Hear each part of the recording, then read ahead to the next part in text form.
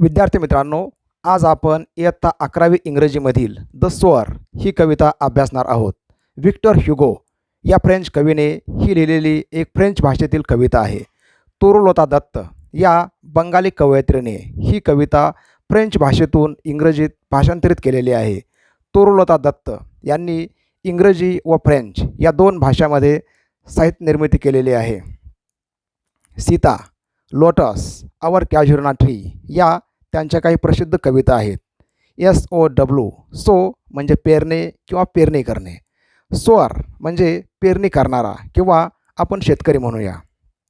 The स्वर या कवितेमध्ये कवीने एका वृद्ध शेतकऱ्याचे वर्णन केलेले आहे. फाटक्या तुटक्या कपड्यामध्ये रात्रंदिवस शेतामध्ये राबणारा शेतकरी पाहून कवीला त्याच्याविषयी अत्यंत आदर वाटतो. अनेक वेळा शेतीमध्ये उत्पन्न कमी येते, तरीसुद्धा शेतकरी नेहमी आशावादी असतो व चांगल्या उत्पन्नाची हिरवी स्वप्ने तो पाहत असतो. या कवितेमधून आपणास शेतकऱ्यांच्या कष्टप्रद जीवनाची जाणीव होते. या व्हिडिओ लेक्चरमध्ये आपण कवितेमधील नवीन शब्द व त्यांचे अर्थ, संपूर्ण कवितेचे मराठीतून स्पष्टीकरण, भाषिक अलंकार व कवितेचे रसग्रहण म्हणजेच अप्रिशिएशन ऑफ द पोयम हा संपूर्ण भाग अभ्यासणार आहोत. चला तर मग शेतकऱ्याविषयीची ही कविता आपण अभ्यासूया. कवितेमधील नवीन शब्द पाहूया. Sower means a person who plants the seeds म्हणजे पेरणी करणारा किंवा शेतकरी. Porchway means a covered shelter in front of a building or a veranda म्हणजे वरांडा किंवा घरासमोरील छत असलेली मोकळी जागा. Twilight means the period between daylight and darkness और वी कॉल इट डस्क म्हणजे संधिप्रकाश किंवा तिन्ही सांजा. शॅसन्स मीन्स मूव्ज क्विकली म्हणजे वेगाने पुढे जाणे. Well nigh means almost but not exactly or completely म्हणजे जवळपास किंवा नजीक. Linger means hangs around or remain म्हणजे रेंगाळणे. In rags means in very old and torn clothes म्हणजे जुनी व फाटकी कपडे. Silhouette means shape or outline of someone against a brighter background म्हणजे तिमीर चित्र किंवा केवळ बाह्याकार दिसणारी अंधारातील आकृती किंवा प्रतिमा. Furrows means line, trench or channel म्हणजे नांगराने केलेला चर किंवा फट. Muse means remain in thought म्हणजे विचारात मग्न असणे. To and fro means backwards and forwards म्हणजे मागे पुढे. Stride means to walk with long steps म्हणजे लांब ढांगा टाकत चालणे. जेस्चर्स इथे अर्थ असेल ॲक्शन्स ऑर ॲक्टिव्हिटीज म्हणजे हालचाल किंवा कृती. ऑगस्ट मीन्स नोबल, डिग्निफाईड और इम्प्रेसिव्ह म्हणजे भव्य किंवा उदात्त. Optimistic means hopeful and confident about the future म्हणजे आशावादी. आता आपण प्रत्यक्ष कवितेला सुरुवात करूया. तुमची पुस्तकं उघडा. Page number 72. व्हिक्टर ह्युगो या फ्रेंच कवीने लिहिलेली ही फ्रेंच भाषेतील कविता आहे आणि भारतीय कवयित्री तोरुलता दत्त यांनी ही कविता इंग्लिशमध्ये भाषांतरित केलेली आहे. इथं पहा page number 72. The sower sitting in a porchway cool sunlight I see dying fast. Twilight hastens on to rule. Working hours have well nigh passed. Shadows run across the lands, but a sower lingers still. Old, in rags, he patient stands. Looking on, I feel a thrill. Black and high, his silhouette dominates the furrows deep. Now to sow, the task is set. Soon shall come a time to reap. Marches he along the plain, to and fro, and scatters wide from his hands the precious grain. Muse I as I see him stride. Darkness deepens, fades the light. Now his gestures to mine eyes are august and strange. His height seems to touch the starry skies. Toru Datta. These are the poetic lines. Now we will learn complete poem line to line. इथं पहा title आहे कवितेचं the Zoar. म्हणजे या कवितेमध्ये पूर्णतः वर्णन केलेलं आहे एका शेतकऱ्याचं की जो बियाणं पेरत आहे. कवितेच्या पहिल्या 4 ओळी पहा. Sitting in a porchway cool sunlight I see dying fast. Twilight hastens on to rule. Working hours have well nigh past. इथं अगदी सुरुवातीलाच कवी सांगतो की तो स्वतः एका पोर्चवे म्हणजेच एक वरांडा, घरासमोरील जो वरांडा आहे त्या वरांड्यामध्ये कवी बसून समोरचे दृश्य पाहत आहे आणि ती सायंकाळची वेळ आहे. इथं म्हटलं पहा आय सी म्हणजे द पोएट सीज. कवी पाहतो. काय पाहतो? Dying fast. Sunlight is dying fast. सूर्यास्त होत आहे. थोडा थोडा अंधार पडत आहे, अंधार पसरत आहे. इथं शब्द आहे पहा ट्यूलाइट म्हणजे the period between day light and darkness, की ज्याला म्हणतो आपण संधिप्रकाश किंवा तिन्ही सांजा किंवा म्हणतो आपण कातर वेळ. या अशा प्रसंगी कवी पोर्चमध्ये बसून बाहेरचं दृश्य पाहत आहे. ट्यूलाइट हॅसन्स ऑन टू रूल. हॅसन्स म्हणजे मूव्ज क्विकली. आणि हा जो संधिप्रकाश आहे तो लगेच कमी कमी होत आहे आणि अंधार वाढत आहे. Working hours have well nigh past. Working hours कामाचे तास, कामाची वेळ आता जवळपास संपत आलेली आहे. इथं शब्द आहे पहा वेल नाय म्हणजे जवळपास, नजदीक म्हणतो आपण. किंवा इथं म्हटलं पहा almost but not exactly or completely, just about. म्हणजेच कामाची वेळ जवळपास संपत आलेली आहे. अंधार वाढत आहे आणि कवी पोर्चमध्ये बसून समोरील शेतातील दृश्य पाहत आहे. Shadows run across the lands but a sower lingers still. Old in rags he patient stands. Looking on I feel a thrill. आता या ओळीमध्ये पहा इथं कवी सांगतो shadows run across the lands म्हणजे सावल्या सर्वत्र पसरत आहेत. जेव्हा सूर्यास्त होतो तेव्हा सर्वत्र सावल्या पसरतात. तेव्हा इथं कवी म्हणतो shadows run across the lands म्हणजेच सूर्यास्त झालेला आहे, सर्वत्र सावल्या पसरत आहे, सर्वत्र अंधार वाढत आहे.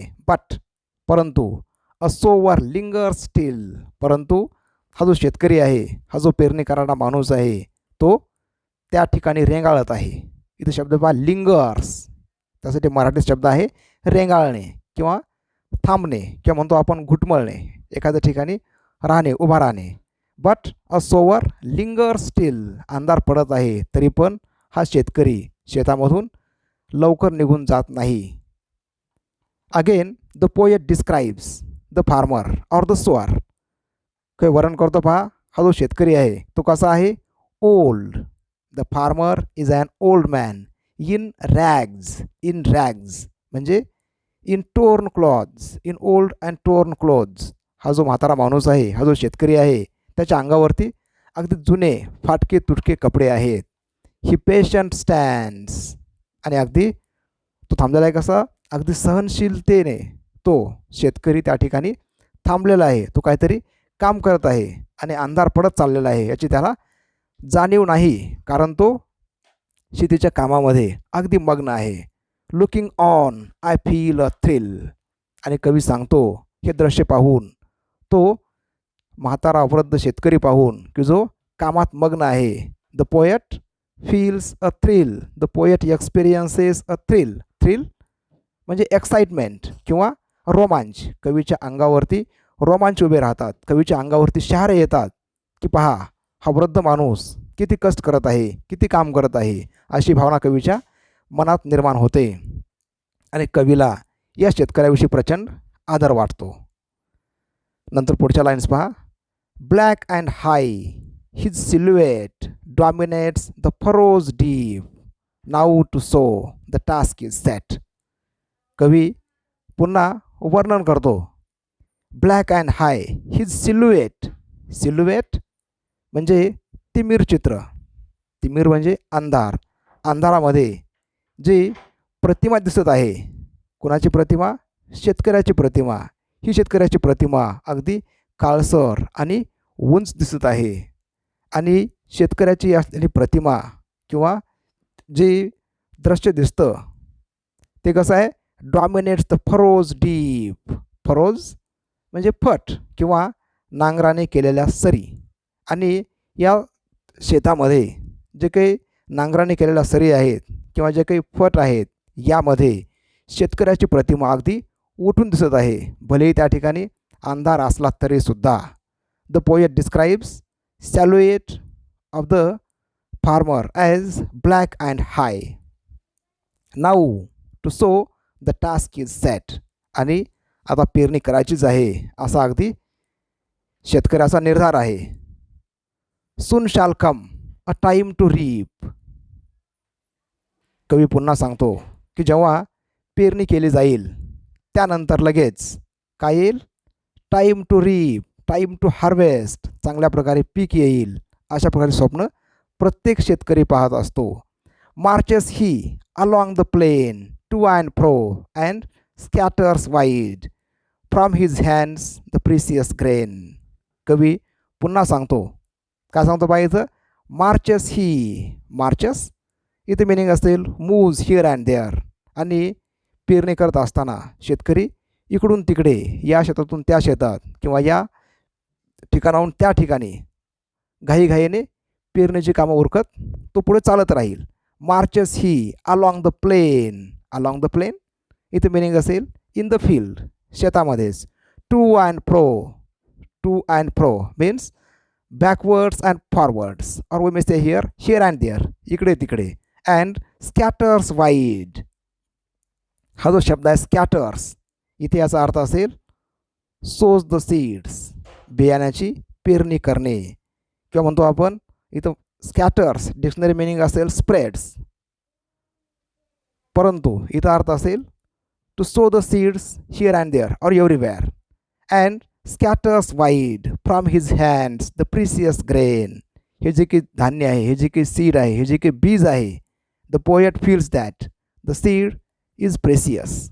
हे धान्य, हे बी अगदी मूल्यवान आहे, कारण याच बियापासून भविष्यामध्ये पीक तयार होईल, यापासूनच लोकांना अन्न मिळेल. आणि शेतकरी हा संपूर्ण जगाचा अन्नदाता आहे. यासाठी कवीला या शेतकऱ्याचा खूप अभिमान वाटतो. Muse I. म्यूज म्हणजे इन डीप थॉट, विचारात मग्न होणे.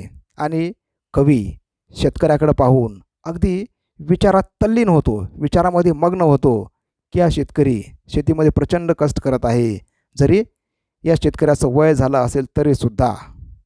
As I see him stride. Stride, stride म्हणजे ढांगा टाकत चालणे. आणि हा शेतकरी अगदी कामाच्या घाईमध्ये जेव्हा ढांगा टाकत चालत असतो, अगदी गतीने चालत असतो, त्याचं कवीला खूप आश्चर्य वाटतं.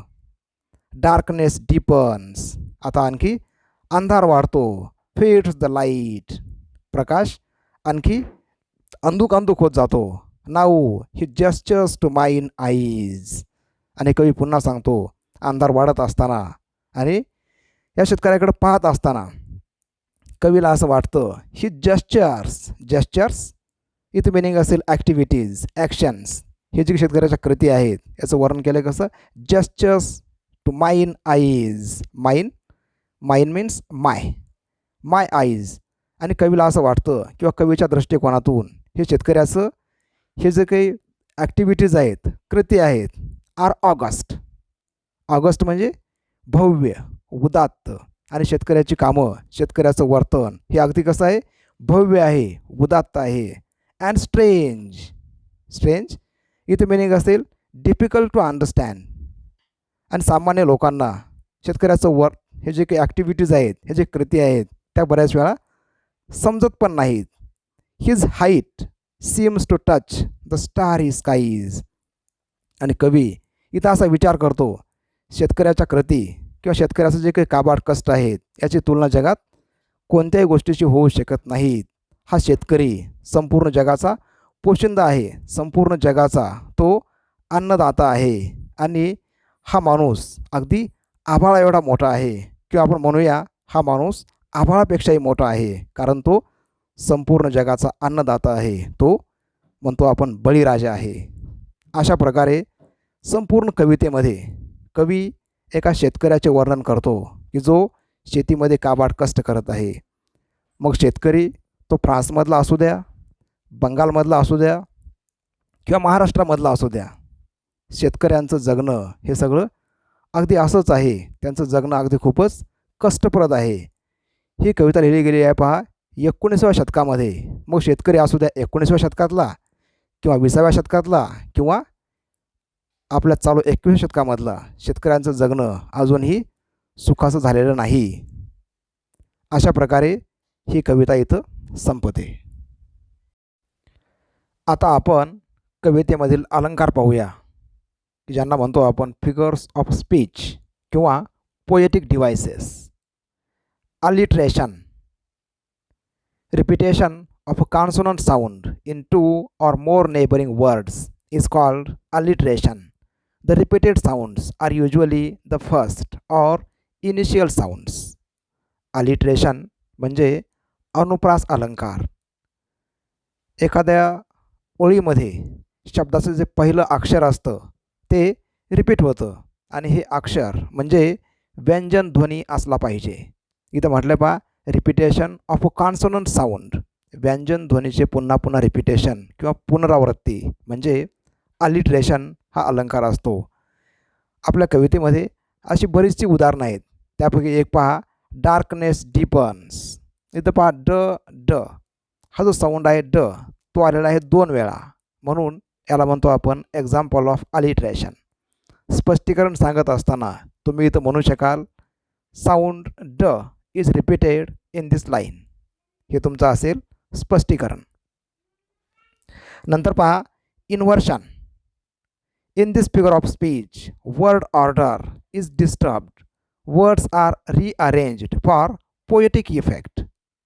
या अलंकारामध्ये शब्दांचा जो क्रम असतो, इंग्लिशमध्ये असतं पहा SVO किंवा SVC. हे जे काही पॅटर्न आहे किंवा वाक्याचं स्ट्रक्चर आहे ते स्ट्रक्चर डिस्टर्ब केलेलं असतं. कारण कवितेमध्ये ग्रामरचं कोणतंही पॅटर्न चालत नाही, कवीच्या मनाचं पॅटर्न या ठिकाणी चालत असतं. तेव्हा जिथं कुठं हे ग्रॅमॅटिकल पॅटर्न बदललेलं असेल तिथं म्हणतो आपण फिगर ऑफ स्पीच इन्व्हर्शन. इथं ओळ पहा marches he along the plain. इथं पहा ही हा वाक्याचा कर्ता असेल आणि मार्चेस हे व्हर्ब असेल. व्हर्ब आणि पुन्हा सब्जेक्ट असं स्ट्रक्चर इथं नसतं, परंतु इथं कसं म्हटलं पहा marches he along the plain म्हणजे शब्दांचा क्रम बदलला, म्हणून इथं अलंकार असेल इन्व्हर्शन. इथं दिलं पहा आपण स्पष्टीकरणामध्ये the word order is changed. Give here correct order. इथं म्हटलं पहा the correct word order is he marches along the plain. किंवा कवितेमध्ये आणखी एक उदाहरण पहा म्यूज आय. इथं पाहिजे कसं आय म्यूज, सब्जेक्ट आय आधी आणि नंतर व्हर्ब म्यूज, परंतु तो क्रम बदलला, ते पण असेल एक्झाम्पल ऑफ इन्व्हर्शन. नंतर पहा पुढचं imagery. Imagery is descriptive language that appeals to the senses. You know there are 5 senses: sight, taste, touch, smell and hearing. Word imagery helps us to create a picture or image in our mind. आणि इमेजरीमध्ये काय असतं की अशी एखादी भाषाशैली असते की ते पाहिल्यानंतर किंवा वाचल्यानंतर डोळ्यासमोर आपल्या चित्र उभा राहतं किंवा ज्याला म्हणतो आपण चित्रदर्शी भाषाशैली, ते असतं इमेजरी. उदाहरण दिले पहा, seems to touch the starry skies. स्पष्टीकरण पहा, the poet creates a huge image of the farmer. हा जो शेतकरी आहे, हा शेतकरी अगदी आकाशापेक्षा मोठा, किंवा इथं म्हटलं का कसं पहा, his image touches to the starry skies. याला म्हणतो आपण चित्रदर्शी भाषाशैली. हे असेल एक्झाम्पल ऑफ इमेजरी. नंतर पहा, rhyme scheme. The pattern of rhyming words is called rhyme scheme. Now see the first 4 lines from the poem. कवितेमधील या 4 ओळी पहा. ही जी की रायमिंग पॅटर्न आहे त्यालाच म्हणतो आपण rhyme scheme. Line number first ends with word cool. Line number second ends with the word fast. Line number third there is last word rule. Line number 4 the last word is past. मग इथं पहा, rhyme scheme always begins with A. जो पहिला शब्द असेल पहिल्या ओळीतला तिथं म्हणतो आपण ए. नंतर पहा, कूल आणि फास्ट राईम जुळते का? नाही जुळत. मग जो दुसरी लाईन आहे याला म्हणतो आपण बी. बी का म्हटलं? कारण हा जो शब्द आहे फास्ट तो पहिल्या ओळीतल्या शब्दाशी जुळत नाही, म्हणून तो बी. नंतर पहा, तिसरी ओळ लास्ट वर्ड इज रूल. मग इथं पहा, रूल आणि फास्ट राईम जुळते? नाही जुळत. परंतु रूल आणि कूल राईम जुळते. आणि कूल हे काय आहे? त्याला म्हटलं होतं आपण ए. म्हणजेच काय झालं, लाईन नंबर 3 पण ए. मग इथं पहा, पॅटर्न कसं झालं, ए बी पुन्हा ए. नंतर पहा, line number 4 past. Fast rhymes to fast. दुसऱ्या ओळीमध्ये आहे पहा फास्ट. मग हे फास्ट काय काय म्हटलं होतं आपण? बी. मग पूर्ण या 4 ओळीची राईम स्कीम असेल A B A B. And the same rhyme pattern is followed in this poem. आणि संपूर्ण कवितेमध्ये राईम स्कीम हीच आहे, ए बी ए बी. आता आपण पाहूया पोएटिक अप्रिशिएशन, किंवा ज्याला म्हणतो आपण कवितेचे रसग्रहण. आपण संपूर्ण कविता वाचली, संपूर्ण कविता ऐकली, संपूर्ण कविता शिकली. मग काही मुद्द्याच्या आधारे आपण कवितेविषयी माहिती नक्कीच लिहू शकू. दिलेला प्रश्न पहा, write and appreciation of the poem considering the following points. Now see the points. About the poem, poet and title. Theme of the poem, poetic devices and language style. Special features or focusing elements or novelties. हा एक point आहे पहा. नंतर values और messages. आणि शेवटचा point आहे your opinion about the poem. एक नमुना उत्तर पहा जे मी तयार केलेलं आहे. About the poem, poet and title. The sower is a poem written by Victor Hugo in French language. Toru Datta translated the poem into English. The poem is about a sower who is sowing seeds in his fields. The sower is a poor old man who has seen many bad harvests in his life. Every year he is optimistic of having a good harvest. The title of the poem indicates the central character of the poem. नंतर पहा point number 2. Theme. The toiling life of a farmer is the major theme of the poem. The poet describes his feelings for the farmer who is an old man. Though the farmer has seen many bad harvests in his life, he is optimistic of having a good harvest. तिसरा point पहा, poetic devices and language style. The poet has used alliteration, inversion and imagery to make the poem attractive, to make the description more vivid. There are rhyming words in this poem. The rhyme scheme used in the poem is ABAB. Special features. The poet has the feeling of gratitude for the farmers. So, throughout the poem, we see the poet's reverence for the farmer. The poet gives emphasis on the hard work done by the farmer. The farmer works in the fields for day and night. The poet has also used word imagery to describe the evening time. He created a huge image of the sower. The poet used picturesque language in this poem. Values or message. The poem gives a very important message to society. Farmers and farm laborers are neglected in the world. We should not recognize the value of their hard work. We should be thankful to farmers. We must do something to improve the lives of our farmers. This is the value or message we get from the poem. My opinion about the poem. The poem, The Sower, has created a positive and respectful picture of the farmer in my mind. The poem taught me importance of simple life and optimistic attitude. I have great respect for the sower who sows seeds for us. Really, I enjoyed the poem and understood its theme. Dear students, once again read the poem carefully and prepare your own notes. याच कवितेवरील माझा इंग्लिशमध्ये स्पष्टीकरण केलेला दुसरा एक video पहा. त्या व्हिडिओची link description बॉक्समध्ये दिलेली आहे. For more videos subscribe my YouTube channel. Thank you for watching. Have a nice day.